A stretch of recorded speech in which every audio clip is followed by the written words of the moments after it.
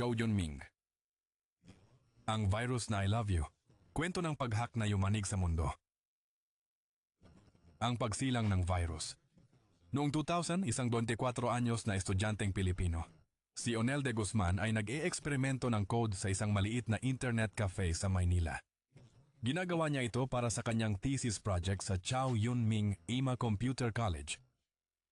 Ngunit tinanggihan ng paaralan ang kanyang thesis, nag-iwan sa kanya ng pagkabigo, ngunit mas determinadong patunayan ang kanyang kakayahan. Sina de Guzman at mga kaibigan ay nagdesisyon na ilabas ito. Hindi niya inakala, ito'y magdudulot ng isa sa pinaka-nakapipinsalang cyber attack sa kasaysayan. Ang I Love You virus ay umatake. Noong ika-4 ng Mayo, 2001, nagising ang mundo sa isang email na may subject line, "Mahal kita," at isang attachment na pinamagatang, "Love letter for you."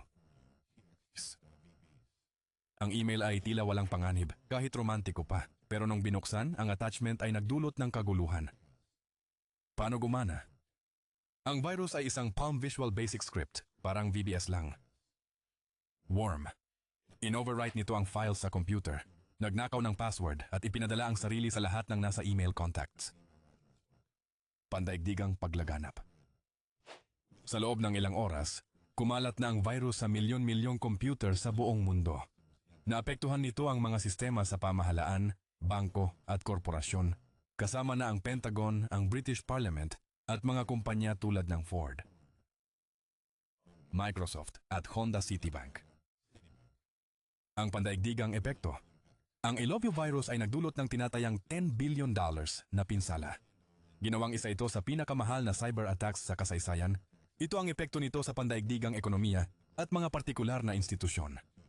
1. Pamahalang Estados Unidos. Ang Pono Pentagon ay napilitang isara ang mga email system nito upang pigilan ang virus. Ang mga operasyong militar ay naantala dahil sa pagkalat ng mga kritikal na system. Kinailangan ng British Parliament na i-disable ang email servers kaya natigil ang komunikasyon. Sensitive na data ng gobyerno ay nakompromiso. Mga bangko at korporasyon. Ang mga pangunahing bangko katulad ng Citibank at mga korporasyon katulad ng Ford at Microsoft ay nagkaroon ng malalaking pagkalugi sa pinansyal dahil sa pagkadisturbo ng operasyon at gastos sa data recovery. Hindi makapagtrabaho ang mga empleyado dahil nagkaroon ng problema sa kanilang mga sistema. Mabilis na kumalat ang takot sa virus. Ipinakita nito ang kahinaan ng mga pandaigdigang cybersecurity. Ang mga negosyo sa buong mundo ay malaki ang ininvest sa antivirus software at cybersecurity dahilan ng pagsigla sa industriya. Paghahanap sa salarin. Ang virus ay nasubaybayan pabalik sa Pilipinas, kung saan nakilala ng mga autoridad si Onel de Guzman at ang kanyang mga kasama bilang mga salarin. Gayunpaman, may problema. Walang mga batas laban sa computer hacking sa Pilipinas noon. Naaresto si de Guzman pero hindi siya nagawang usigin. Reaksyon ng publiko. Naging kontrobersyal na tao si de Guzman. Ang ilan ay nakikita siya bilang henyo, habang ang iba naman ay tinitingnan siya bilang mapusok na hacker. Legal na butas. Ang insidente ay nagtulak sa pagpasa ng e-commerce law ng 2000 Pumares sa Pilipinas na nagkriminalisa ng cybercrime. Saan na si Onel de Guzman ngayon? Pagkatapos ng insidente, si Onel de Guzman tila nawala sa publiko. Ito alam natin sa buhay niya matapos ang I Love You virus. Una, buhay sa anino. Sinasabing nagtatrabaho si de Guzman sa Pulse Philippines IT. Nakatuon sa lehitimong software development at cybersecurity. Hindi siya nasangkot sa anumang malaking hacking incident mula nung I Love You virus. 2. Usapan at mga sabwatan. May ilang mga nakakatawang chismis na nagsasabing sikretong inanyayahan si de Guzman ng gobyerno ng US o ng NCIA na magtrabaho sa mga proyekto ng cybersecurity. Habang nakakaliw ang mga kwentong ito, wala namang ebidensya na sumusuporta rito. Ang iba'y nagbibiro na tahimik na ang kanyang pamumuhay. Minsan ay naaalala ang panahong di sinasadyang sinira niya ang internet. 3. Pamana. Naging sanhi ng galaw ni de Guzman para ipatupad ng Pilipinas ang mas mahigpit na batas sa cybercrime. Nanatili siyang isang babala sa mundo ng cybersecurity, sumasagisag sa potensyal na panganib ng hindi napigilang pag-hack. ang nakakatawang panig ng kwento. Bagamat ang I Love You virus ay nagdulot ng pinsala, nagbunga rin ito ng nakakatawang anekdota at mga legends. Ang Love Bug. Ang romantikong linya ng virus ay nagtulak ng biro sa wasak na puso at digital na kabiguan. Ang Pilipinong hacker na nakaligtas. Ang kakayahan ni De Guzman na maiwasan ang kaso ay naging bayani siya sa komunidad ng hacking. Ni-recruit ng CI. Ang ideya na si De Guzman ay lihim na na-recruit ng gobyerno ng US ay nagdagdag ng intriga sa kanyang kwento kahit ito ay isang alamat lang. Konklusyon.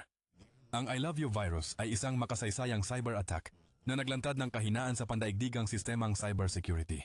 Si O'Neil De Guzman, ang gumawa nito, ay naging simbolo ng parehong potensyal at panganib ng pag-hack. Kahit na naiwasan niya ang legal na parusa, ang kanyang mga aksyon ay nagdala ng malalaking pagbabago sa batas tungkol sa cybercrime sa Pilipinas at sa buong mundo.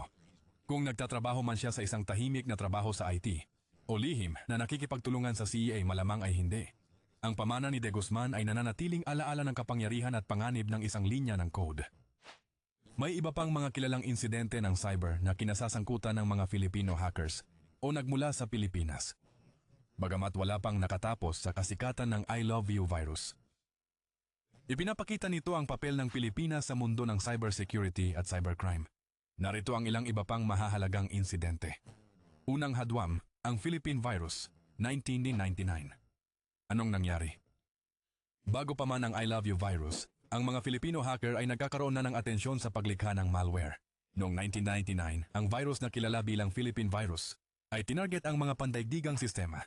Mas kaunti ang sopistikasyon nito kaysa sa I Love You virus, ngunit ipinakita ang lumalagong kakayanan ng mga Filipino hacker.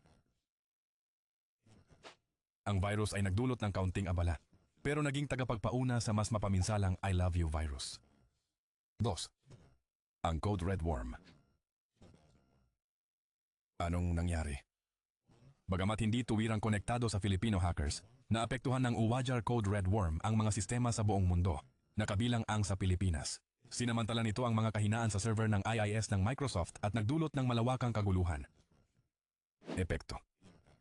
Ang UODA ay nakaapekto sa maraming server, kabilang ang mga nasa gobyerno at mga corporate network na nagpakita ng kahalagahan ng masusing cybersecurity practices sa buong mundo. BAM! 3. Ang anonymous na pag-hack sa Pilipinas. Anong nangyari? May sariling sangay ang Pilipinas ng Global Cone Anonymous Hacker Collective. Kasali sila sa mga cyber attack sa mga government website at korporasyon, madalas bilang protesta laban sa korupsyon o kawalan ng katarungan. Epekto. Kabilang sa mga pag-atake ang pag-depaste ng government websites at paglabas ng sensitibong impormasyon na nagbigay pansin sa transparency at accountability ng gobyerno. 4. Ang Bangladesh Bank Heist 2016. Ano ang nangyari? Sa isa sa pinakamalaking cyber heist sa kasaysayan, ninakaw ng mga hacker ang 81 milyong yen mula sa Bangladesh Central Bank. Bagaman hindi mga Pilipino ang pangunahing sangkot, idinaan ang pera sa Pilipinas kung saan ito ay nilabhan sa mga casino at remittance centers. Epekto. Binigyang diin ng insidente ang kahinaan ng global banking system, humantong sa masusing pagsusuri ng transaksyon sa Pilipinas. 5. Ang insidente ng Camlic 2016. Anong nangyari? Noong 2016, ang website ng Komisyon sa Halalan ng Kwame, CAMELEC, sa Pilipinas ay nahack na nagresulta sa pag-leak ng personal na data ng 5 milyong botante. Ang paglusot, na kilala bilang OR-CAMLEC, ay isa sa pinakamalaking paglusot ng data ng gobyerno sa kasaysayan. Epekto. Nagbunga ito ng pag-aalala sa kaligtasan ng personal na data at panganib ng pagnanakaw ng pagkakakilanlan. Itinampok din ang kakulangan ng matibay na cybersecurity sa mga ahensya ng gobyerno.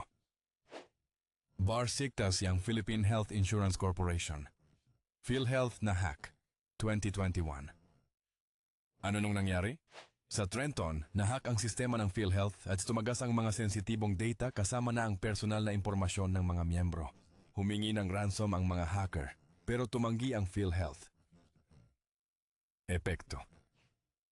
Ang paglabag ay nagbulgar ng personal na data ng milyon-milyong Pilipino at nagdulot ng mga tanong hinggil sa seguridad ng mga sistemang pangkalusugan ng gobyerno. Pero 7 ang scam ng phishing sa Union Bank noong 2022. Anong nangyari? Noong 2022, isang phishing scam na nakatuon sa Union Bank of the Philippines ang nagresulta sa pagnanakaw ng aong 6 milyong tong. Gumamit ang mga hacker ng sopistikadong social engineering techniques para linlangin ang mga empleyado ng bangko na maglipat ng mga pondo. Epekto. Ang insidente ay nagbigay diin sa banta ng phishing attacks at pangangailangan ng mabuting pagsasanay ng empleyado at cybersecurity. Sait, ang Filipino PNP data breach.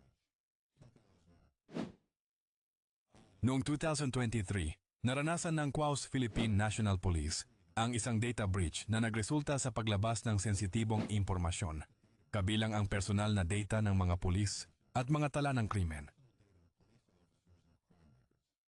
Nagtaas ito ng mga alalahanin sa seguridad ng data ng pagpapatupad ng batas at posibleng maling paggamit ng mga kriminal. Ang pamana ng mga Filipino hacker. Ang mga hacker ng Pilipino, kilala sa kanilang teknikal na galing at pagkamalikhain, ay nagdulot din ng negatibong atensyon sa bansa.